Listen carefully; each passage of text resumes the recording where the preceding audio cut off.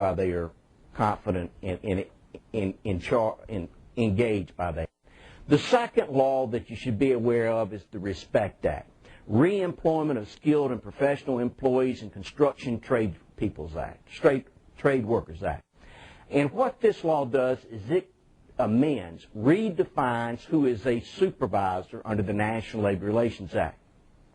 Why is this important?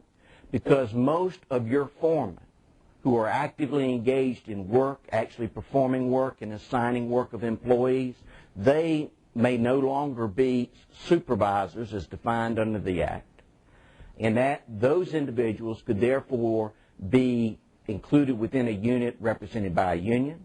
They could solicit support on behalf of the union. They could sign a union authorization card or petition, and you would not be able to rely upon them in their current management roles as you probably do today. Now, the legislative landscape is changing. It's scary. In the Carolinas, we're also confronting a new breed of organizers unlike any before. Union organizers today are not the old stereotypical thugs that you may think about from years past. They reflect the racial, gender, and ethnic composition of your workforce. They are educated, they are sophisticated, they dress like your employees, and they know how to communicate with them in terms that they understand. For example, if you have a predominantly Hispanic workforce, most building trades unions have Hispanic organizers. They know how to communicate in the language that your employees understand and prefer to communicate. If you lack that ability, you're at a significant disadvantage. Some of the tactics already being employed in the Carolinas may illustrate how naive or inexperienced we are in dealing with labor issues. Over both Carolinas, unions have been soliciting on open shop construction sites for employees of those contractors to attend off-site meetings. And these solicitations bear no markings of any union. They don't have the union identified on the solicitations.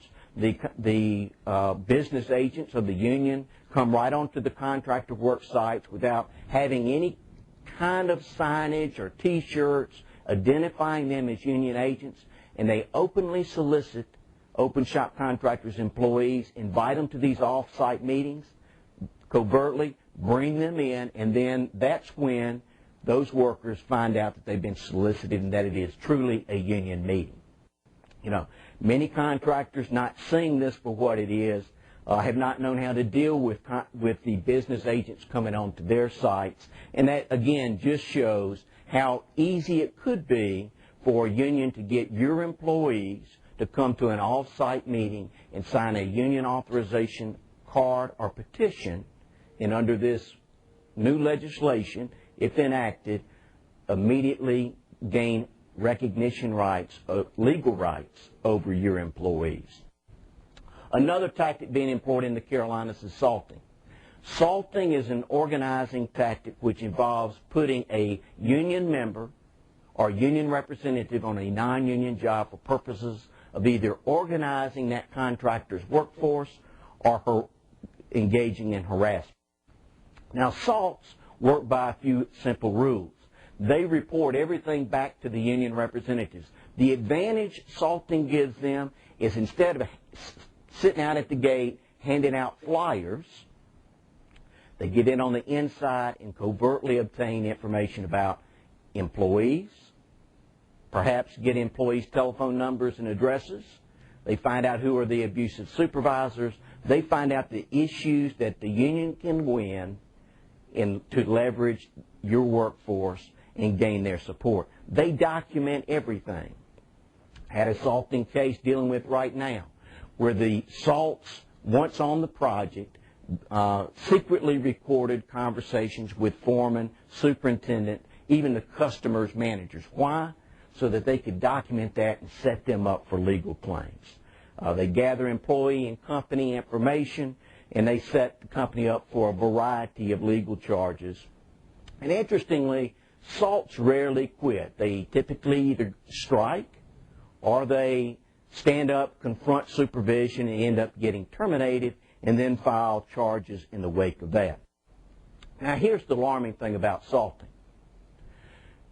After the IBEW really perfected salting, the building trades launched a program called COMMET, Construction Organizing Members Education Training. They go out and put their members, their business agents in the field, through 4 hours of labor law training. 4 hours of what their rights are under the national, the federal labor laws, and how to set up supervisors, foremen on open shop projects. So if you have not put your frontline supervision through labor training, alerted them to these tactics and what their legal rights and responsibilities are, they're at a severe disadvantage. The nature of the legal claims that can be trumped up through this salting process are numerous. The obvious unfair labor practice charges filed with the NLRB, where they claim that they were discriminated against because of their union affiliation or activities, but they also can set contractors up for EEO claims, wage and hour claims, and OSHA violations. Think about it. The Department of Labor estimates that 65 to 85% of all employers nationwide are non-compliant in some aspect of wage hour law. Look at the complexity of the issues in construction. Per diems, travel pay, bonuses, all of that. You can see that it is a fertile ground for those types of actions. Now, what are you to do?